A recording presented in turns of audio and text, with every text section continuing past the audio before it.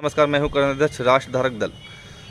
मित्रों, वक्फ बोर्ड अधिनियम amendment 1995 and 6, इसमें अमेंडमेंट हो, इसमें सुधार हो, इसे ख़त्म किया जाए, इसकी मांग राष्ट्र धारक दल कई बार धरना प्रदर्शन करके कर चुका है और तमाम हिंदू संगठन इसको ख़त्म करने की मांग लगातार करते रहे हैं। इनफैक्ट बीजेपी भी उस समय 1996 में इसका विरोध करती थी, इसको ख़त्म करने की बात कर रही थी। अब पिछले 10 साल से अधिक सत्ता में हो गया, सत्ता का सुख भोगते हुए। अब आज 8 अगस्त 2024 को लोकसभा में एक बिल लाया गया है जो वक्फ बोर्ड अधिनियम अमेंडमेंट के लिए है। उसके जो गैर संवैधानिक अधिकार हैं कुछ उसको समाप्त किया जाएगा, ऐसा बताया जा रहा है। मित्रों, इसकी टाइमिंग देखिए। पिछले 4 दिनों से बांग्लादेश में हिंदुओं का नरसंहार हो रहा है, हिंदू बेटियों के रेप हो रहे हैं।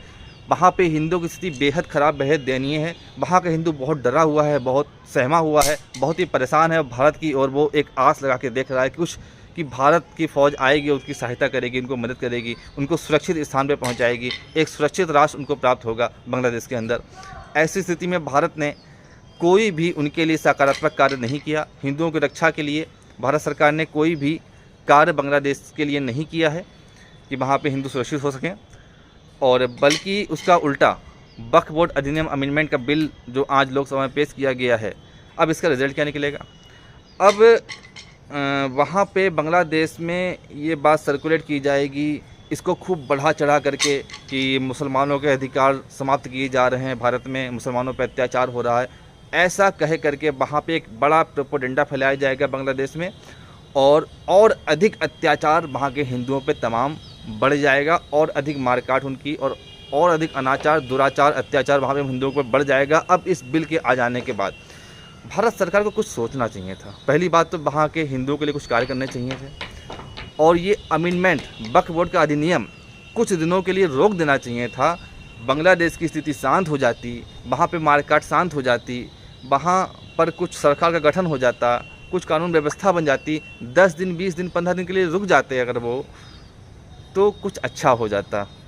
पर बेहद अफसोस की बात है, वहाँ पे हिंदुओं की रक्षा सुरक्षा करने की बजाय बांग्लादेश में आग में घी डालने जैसा कार्य भारत सरकार ने किया है। ये बेहद दुर्भाग्यपूर्ण है, ये बहुत गलत हुआ है।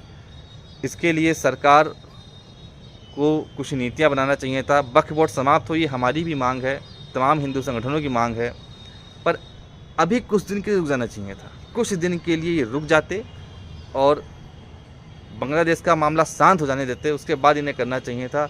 इनके इस कदम से बांग्लादेशी हिंदुओं के ऊपर एक बहुत बड़ा और अधिक आघात होगा, और इसकी जिम्मेदार वहाँ के तो मुस्लिम्स हैं ही, कुछ हद तक भारत सरकार भी होगी।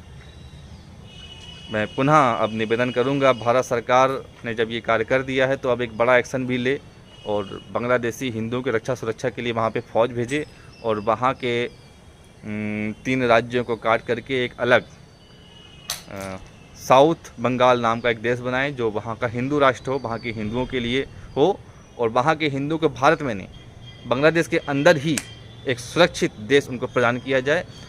पहला काम भारत सरकार का ये होना चाहिए। उसके बाद आप चाहें जो करना है, आपको जो बिल लेकर आना है वो बिल लेकर के आइए, पर वहाँ के हिंदुओं की रक्षा सुरक्षा के बारे में इनको सोचना चाहिए। ये मेरी व्यक्तिगत राय थी, और धन्यवाद, नमस्कार।